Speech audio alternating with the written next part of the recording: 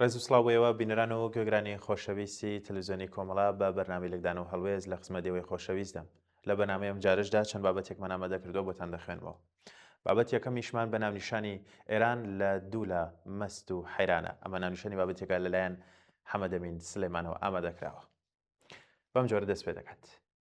لێدوانە بەردەوامەکانی ئەو چەند ڕۆژەی ڕابردووی سەرۆکی ئەمریکا لەمەڕ گفتوگۆ و دانوستان لەگەڵ ئێراندا کە تا ئاستێکی باش سەرکەوتوو بوو لە دەرخستنی ڕوویەکی ساختەی ئاشتی خوازانە و بە نزمهێشتنەوەی نرخی نەوت لە بازاڕەکانی جیهاندا و کات کوشتن بۆ ئامادەکاری هێرشی زەمینی کە دەمێکە وەک بژاردێکی سەرمێز باسی لێ دەکرێت. هەروەها توانای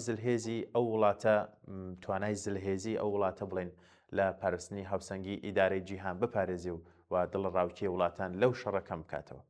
هاوکات ئێرانیشی خستوەتە نێو ڕاڕایی و گومانێکی زۆرەوە کە ئەو هەڵوێستی ئەمریکا وەک خەڵەتاندنێکی دیکەی هاوشێوەی هەردوو جاری ڕابردوو لێک بداتەوە کە لە کاتی دانوستاندا پەلاماری لە ناکاوی دراو و بەهۆشیەوە زیانی گەورەی پێگەیشت. هەرچەند لەگەڵ لێدوانەکانی ترامپ لەبارەی گفتوگۆ هەوڵی وڵاتانی پاکستان و میسر و سعودیا و تورکیا لە ئێستادا وەک نێوەنگیر بۆ هێورکردنەوەی گرژیەکان و کۆتایی هێنان بەو جەنگە لە ئارادایە و چاوی باسەکان زیاتر لە سەراشتین، بەڵام پێشهاتەکان ئاماژەی پێچەوانە و زەنگی قۆناغێکی نوێ و هەستیار لەو جەنگەدا لێدەدەن. بە بڕوای من لە ئێستادا پانتایی گەمەی سیاسی ئێران ئەوەندە بەرتەسک بۆتەوە ئەو وڵاتەی خستووەتە نێو بەرداشی دوو بژاردەی نەخوازراو کە لێرەدا دەکرێت ئاماژەیەکی کورتیان بۆ بکەین. بژاردەی یەکەم ئاشتیە، بەڵام ئەو ئاشتەی کە لە ڕێی هێزەوە بەدی دێت. ویستی ئەمریکا و ئیسرائیلی لەسەر و لە نێو پێشنیارە پازدە خاڵیەکەی ئەمریکاشدا چوارچێوەکەی ڕەنگڕێژ کراوە. جگە لە چۆکدادان و تەسلیمبوونی تەواوەتی ئێران لە ژێر بنمیکی ڕێکەوتندا هیچ مانایەکی دیکە هەڵناگرێت. جێخۆیەتی لێرەدا بپرسین ئایا بەرپرسانی ئێران ئەو بژاردەیە قبوڵ دەکەن؟ ئەگەر قبوڵی دەکەن بۆچی بەر لە جەنگ و لە گفتوگۆکاندا قبوڵیان نەدەکرد و ئەو هەموو کوشتار و نەهامەتی و کاولکاریان بە سەوڵاتەکەدا هێنا. بژاردەی دووەمیش شەڕ، بەردەوامی بردومان و تونکردنی لێدانی دامەزراوە سەربازی و ئابوووریەکان ئێران لەلایەن ئەمریکا و ئیسرائیل هاوکات لەگەڵ هێنانی هەزاران سەربازی مارێنز بۆ ناوچەکە بێگومان ئامادەکاریە بۆ قۆناغی سەختی داهاتووی جەنگ و هێرشی زەمینی لە ئەگەری قبوڵ نەکردنی بژاردەی یەکەم لەلایەن ئێرانەوە. ڕەنگە هەر ئەوەش بێت ئێرانیەکان دوودڵی و نیگەرانی خۆیان لە مەڕوتوێژ لەگەڵ ئەمریکادا بە وڵاتانی نێوەندگیر ڕاگەیاندووە. ئەو بابەتە بە خەڵەتاندن دەزانن و تا ئێستا وەڵامی پێشنیارە پازدە خاڵیەکەی ئەمریکایان نەداوەتەوە. ماوەتەوە بڵێن هەریەک لەو دوو بژاردەیە ئاسۆیەکی ڕوونیان بۆ کۆماری ئیسلامی ئێران لێبەدی ناکرێ و هەریەکی بە جۆرێک بە ئەگەری زۆرە و دەسەڵاتی ئێران بەرەو داڕمان و خاڵی سفر دەبن.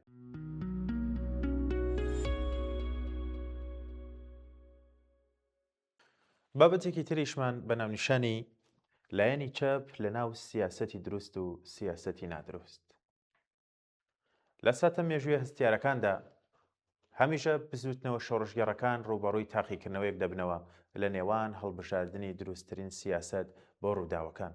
بێگومان ئەگەرەکان بۆ دروستترین سیاسەت و بە پێچەوانشەوە سیاسەتی نادروست کراوەیە. لێرەدا من پێم باشە لەسەر بەرەی چەپ بدوێم. بگەڕێمەوە بۆ دەستپێک بۆ زومکردنی قەیرانێکی ناوچەی شەڕی ئەمریکا و ئیسرائیل ئێران کە لە ئارادایە و هێشتا زرمە و دەنگی موشک و تاقیکردنەوەی کەرەستە نەزامیەکان دیمەنێکی کاولکاریان دروست کردووە کە هەموو جیهان شاهیدن. کەمێک زوومەکە نزیک بکەینەوە بڕوانین لە وەزعیەتی کێشە ناوخۆیەکان لە ئێران بەگشتی کوردستانی ئێران. خۆتونکردنەوەی لایەنە سیاسی و نزامیەکان دەبینین. لێرەدا هاوپەیمانی حیزب ڕۆژهەڵاتیەکان باست و خواستی گەورەی لەسرە بە ئامادەبوون و واژۆی 6 حیزب کە پێشتر لە ناوەندێک بە ناوی ناوەندی دیالۆگ 7 حیزب حزوریان هەبوو بۆ ڕاگۆڕینەوە و گفتوگۆ و حەلکردنی کێشە سیاسیەکان. لەم پێکهێنانەی ئەم هاوپەیمانیشدا لایەنی چەپ و لایەنی ڕاستڕەو بوونیان هەیە. لایەنی چەپ کە قسە و باسی ئەم بابەتەیە لێرەوە دەست پێ دەکات. ئەمڕۆ لە ناو ڕیزەکانی بزوتنەوەی چەپدا هەندێک دەنگی جیاواز دەبیسرێت کە بە زمانی دەرفەت و ڕیالیزمی سیاسی دەپەیوێت، بەڵام لە جەوهەردا هەڵگری جۆرێک لە بەرژەوەندی سیاسەتی شاراوەیە. ئەمڕۆ تا لە کردار و بەناڕەستەوخۆ پێی وایە دەبێت بنەما فیکری و ئەخلاقیەکانی چەپ وەلا بنرێت و بزوتنەوەکە فڕێ بدرێتنەوە هاوپەیمانیەکی لێڵ بەو هیوای کە تۆفانی جەنگی نێوان ئەمریکا و ئیسرائیل و کۆماری ئیسلامی ڕێگەیەک بەرەو گەیشتن بە دەسەڵاتی بکاتەوە. ئەم دیدگایە نەک تەنیا لە ڕووی زانستی و چەپەوە هەڵەیە، بەڵکو لە ڕووی سیاسیەوە قومارێکی خوێناویە بە چارەنووسی گەلێکەوە کە چەندین دەیە باجی بەرگری لە ناسنامەی خۆی دەدات. ڕەنگە بپرسن بۆچی ئەم دیدگایە هەڵەیە، خۆ بێگومان ئەگەر لە مێژوو بڕوانی تێدەگەین.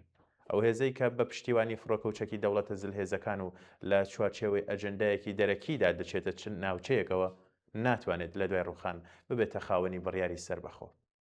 وەڵامێکی سادە و ڕوون و شەفاف هەرەوەیە، جگە لە تەڵەیەکی سیاسی هیچی دیکە نییە.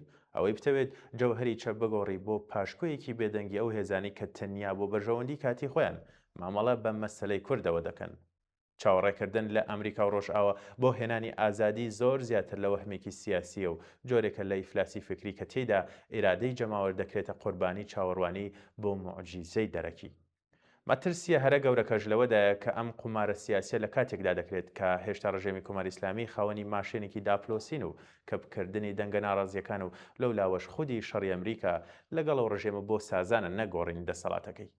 هەر جوڵەیەکی سەربازی سەرکێشانە کە پشەستور نەبێت بە ڕاپەڕینی سەرتاسەری لەو لاوەش بێهێزی و پاشەکشەی هێزەکانی ڕژێم بە تایبەت لە کوردستان تەنیا وەک پاشکۆی جەنگێکی دەرەکی دەردەکەوێت. کوردستان دەکاتە گۆڕەپانێکی کراوە بۆ ئەگەری بەهێزی کۆمەڵکوژی. مێژووی چەندین ساڵی کۆماری ئیسلامی نیشانی داوە کام ڕژێمە لە کاتی مەترسی بۆ سەر قەواری دەسەڵاتی دڕەنتتر دەبێت بەرامبەر بە ناوخۆ. شۆڕشی بەفرامبەر بەدەستی خاڵی کە بۆ نانکار ئازادی بوو چەند قوربانی لێکەوتەوە. ئەوانەی دایانەوێت بزوتنەوەی کوردستان بەرەو شەڕێکی واکالت بەرن لە ڕاستیدا ئەگەر واقع بینانە بڕوانین کوردستان دەخەنە بەردەم مەترسی جینۆسایدێکی نوێ بێ ئەوەی هیچ گەرنتێکی سیاسیان نێودەوڵەتی هەبێت بۆ پاراستنی خەڵک. ئەگەر هەش بێت گەرنتیەک ئاخۆ چوانەیەک لە مێژوو فێربوون، ئاخۆ پشتبەستن بە ئەمریکا و خودی دەسەڵاتی ترەم کە کارکتەرێکی کاتی دەوڵەتی ئیمپریالیزمی ئەمریکایە جێگەی متمانەیە بێگومان نەخێر. ئەمە سیاست نییە، بەڵکو و یاریکردنە بە ژیانی ملیۆنان مرۆڤ لە پێناو خەونی گەیشتن بە دەسەڵاتێکی لێڵ و پاشکۆ، هەوڵدانە بۆ هەڵدانی زاریکایەک کە ئەنجامەکەی نادیارە. کاتێک زانستی سیاسی و لەگدانەوەی چینایەتی وەلادەندرێت بێگومان تەنیا پۆپۆلیزم و هەست و سۆزینەتەوەی دەمێنێتەوە، دواتر ئیسفادە لەو هەست و سۆزە دەکرێت. وەڵامی شۆڕژگێڕانە بۆ دۆخی ئێستا یەکخستنی ڕیزەکانی کرێکاران و زەحمەتکێشان و ئامادە سازی بۆ ڕاپەڕینێکی سازماندراوی جەماوەریە لە کاتی پێویست کە تێیدا ئیرادەی خەڵک بڕیاردەر بێت. تەنیا ئەو ڕێگای تەندروستی چەپ هەرچەندە سەخت بێت، ئەو ڕێگایە کە گەرنتیەوە دەکات کە داهاتووی کوردستان وێران لەژێر چەپۆکی دیکتاتۆریەتێکی تر نەبێت. هەلادانێک لەم هێڵە مێژووەک خیانەت لە ئامانجە بەرزەکان و قومارێکی دۆڕا و تۆماری دەکات.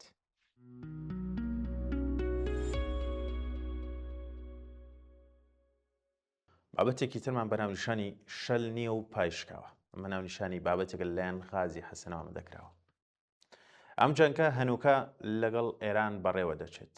یەکەم جەنگ و کۆتا جەنگیش نابێت، بەڵام لە شێواز و تەکنیک و فۆرمی جەنگەکەدا دەردەکەوێت ئەمە یەکەمین جۆری جەنگە بێ بەکارهێنانی سەرباز تاوەکو ئێستاش بەردەوامە.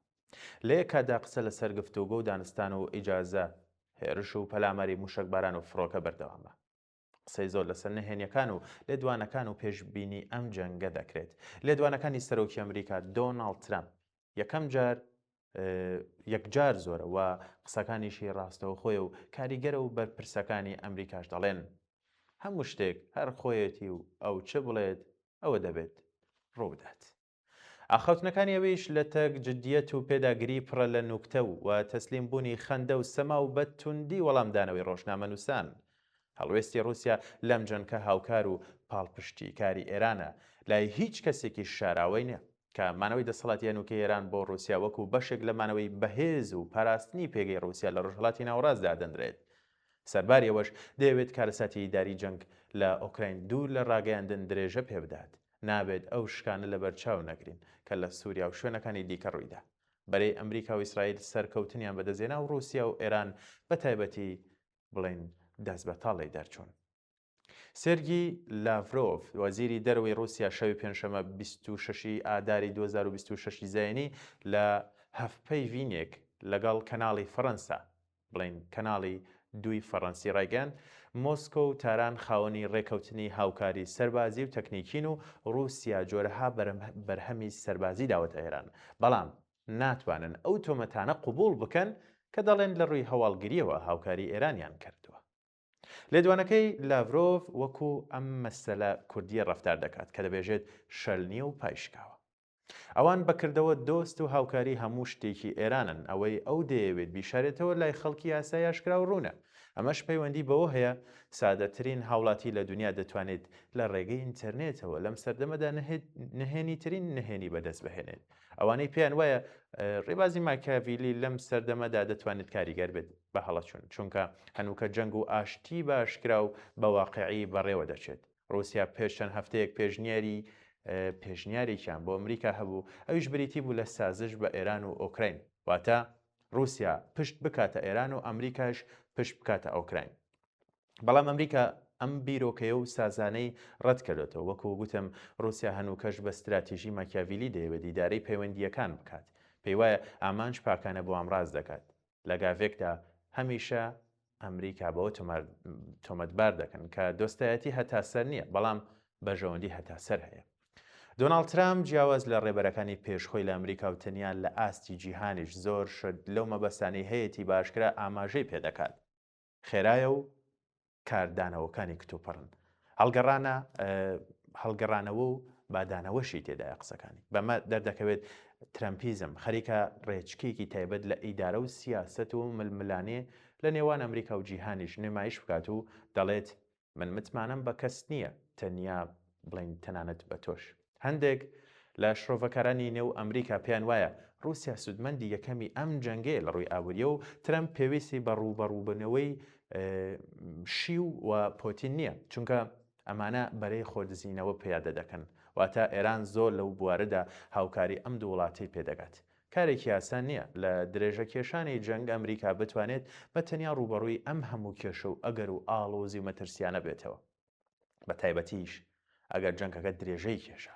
رووسیا گوایە لەسەر بنەمای ئەخلاق و پارێزگاری لە دۆستایەتی سیاسەت دەکات. لە کردەوەتە بینیمان لە سووریا تەنیا توانیان بەشار ئەسەد و خێزانەکەی ڕزگار بکەن و تەنیا بەرامبەر کوردیش بە تەواوی بێدەنگ بوون. ئەمریکا لەگەڵ هەڵکشان و داکشانی بەردەوام بوو لە پارێزنی واقعی کوردی و هەندێک کۆنگرێسمان و ئەندامەکانی سەنات زۆر بە توندی و ڕاشکاوانە بەرگریان لە پاراستنی پەیوەندیەکانی ئەمریکا و کورد و هێشتنەوەی واقعی کورد کرد. لە کاتێکدا کورد دڵنیام دژی رووسیا نییە و دەیەوێت پەیوەندیە مێژوویەکانی بپارێزێت لە کاتێکدا رووسیا جەنگی خۆی لە ئۆکراین بەڕەوا وەسف دەکات و جەنگی دژی ئێران بە ناڕەوا. ئەمە بەڵگەیە ئەم سیاسەتە شەل نییە و پایشکاوە.